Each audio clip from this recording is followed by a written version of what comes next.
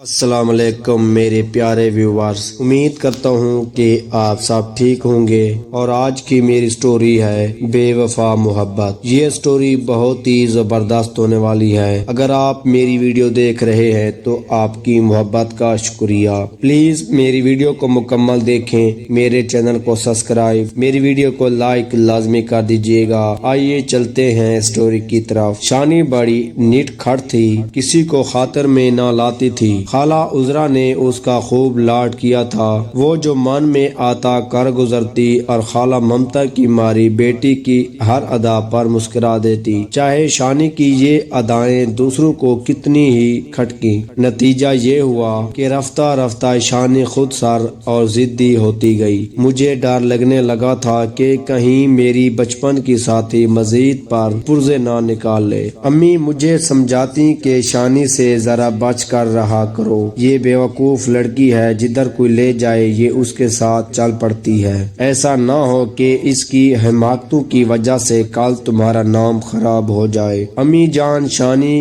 بیوقوف صحیح لیکن میں تو نہیں ہوں، وہ آپ کی بھانجی ہے، ہمارا فرض ہے کہ اس کا خیال رکھیں، وہ کوئی غیر تھوڑی ہی ہے کہ ہم اسے اس کے حال پر چھوڑ دیں۔ خالہ بھی تو کہتی ہیں سعدیہ تم شانی کا خیال رکھا کرو، میں جواب دیتی اچھا ہے، دل کے پاس ہے پاسبان عقل۔ گریجویشن کے بعد میرا مزید پڑھائی کا کوئی ارادہ نہیں تھا، لیکن شاہانہ بضد تھی کہ میں اس کے ساتھ یونیورسٹی میں داخلہ لوں۔ ہم ہمیشہ اسکول سے اکٹھی آتی جاتی تھیں تو کالج میں بھی اکٹھے پڑھی۔ خالہ نے امی سے منت کی کہ سعدیہ کو داخل کرا دیں، فیس وغیرہ میں دے دوں گی، میری بیٹی بھولی ہے، اسے اکیلا نہیں جانے دے سکتی۔ خالہ کی مجبوری دیکھ کر امی راضی ہو گئی اور یوں میں نے یونیورسٹی میں داخلہ لے لیا۔ شانی کے ابو کی وفات کو 5 برس گزر چکے تھے اور ماں کی وجہ سے بھائی اسے کچھ نہیں کہتے تھے۔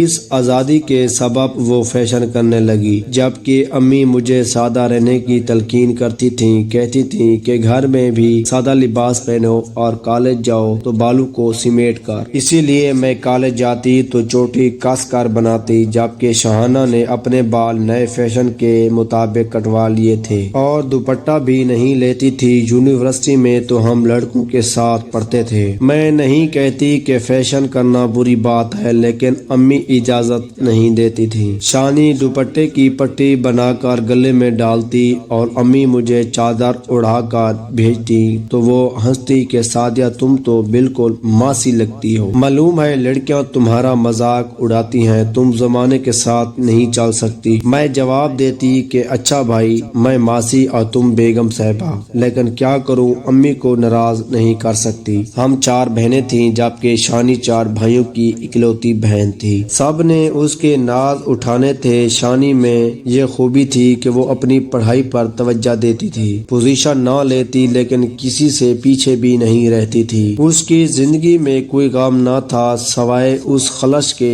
کہ اسے اپنے باپ کی شفقت کی کمی محسوس ہوتی تھی۔ اکثر کہتی کہ سعدیہ تم کتنی خوش نصیب ہو کہ تمہیں اپنے باپ کا سایہ نصیب ہے، بھائی جتنا بھی خیال رکھیں وہ باپ کی جگہ تو نہیں لے سکتے۔ یونیورسٹی کا پہلا برس بخیریت گزرا، لیکن دوسرے سال شانی کچھ اور بے باک ہو گئی۔ ایک ہفتے کا دن تھا، موسم سہانا ہو رہا تھا، ہم دونوں کینٹین میں چائے پینے گئے۔ وہاں ایک لڑکا موجود تھا جس نے شانی سے 2 منٹ بات کی، اس کے بعد شانی اس کی راہ تکنے لگی۔ شانی کی نگاہیں اب ہر وقت اسی کو ڈھونڈتی رہتی، جہاں بات کرنے کا موقع ملتا وہ اس کا ذکر چھیڑ دیتی۔ میں بھی سمجھاتی کہ دیکھو شانی، ہم یہاں پڑھنے آتے ہیں، ہماری مائیں ہم پر اعتبار کر کے ہمیں یہاں بھیجتی ہیں، ہمیں بھی صرف اپنے پڑھائی سے غرض رکھنی چاہیے، لیکن میری باتوں کا اس پر کوئی اثر نہ ہوتا۔ وہ ہنسی میں ٹال دیتی یا کہتی کہ تم بہت دکیان سی ہو، زندگی مزے سے گزارنے کا نام ہے، ہم کوئی نیک تھوڑی ہیں کہ خشک زندگی گزاریں۔ اب یہ معمول بن گیا کہ خالی پیریڈ میں وہ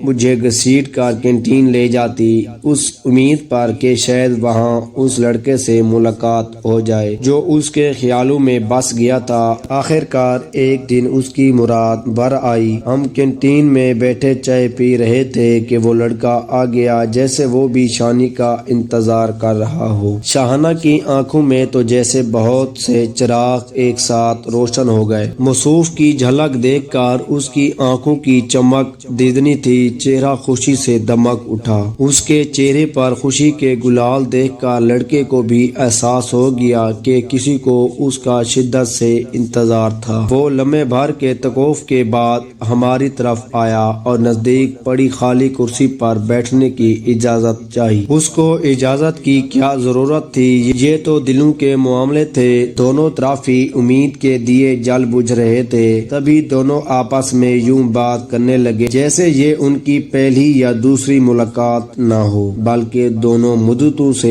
एक दूसरे के शनासा हो। मेरा माथा उसी दिन ठनक गया कि यही लड़का शानी की बर्बादी का सबब बनेगा। उस लड़के का नाम नुमान था, बहुत पुरकशिश व शक्ल व सूरत और जगमगाती शख्सियत का मालिक था। मतलब ये कि जहरी टीप टाप से A1 लगता था। ऐसे लड़के जो अपने लिबास और बालों के स्टाइल से मुनफरिद हों, अपने पहनावे पर खास ध्यान देते हों, अमूमन लड़कियों की तवज्जो जल्द अपनी तरफ मजबूर कर लेते हैं। दिलचस्प गुफ्तगू में तो वो याद तोला रखता था। एक मिनट की गुफ्तगू में वो किसी का भी दिल मोह लेता था। मुझे अंदाजा हो गया ये दोनों जरूर एक दूसरे से राब्ता रखने वाले हैं और उनका ये ताल्लुक आगे तक जाएगा। वही हुआ जैसा मैंने सोचा था। शानी क्लास से थोड़ी देर पहले निकलने लगी। मुझसे कहती कि मेरी तबीयत खराब है, आखिरी पीरियड तक नहीं रुक सकती, घर जा रही हूँ। इस तरह वो आखिरी 1-2 पीरियड छोड़कर जाने लगी। मैं जान चुकी थी कि वो कहाँ जाती और क्यों।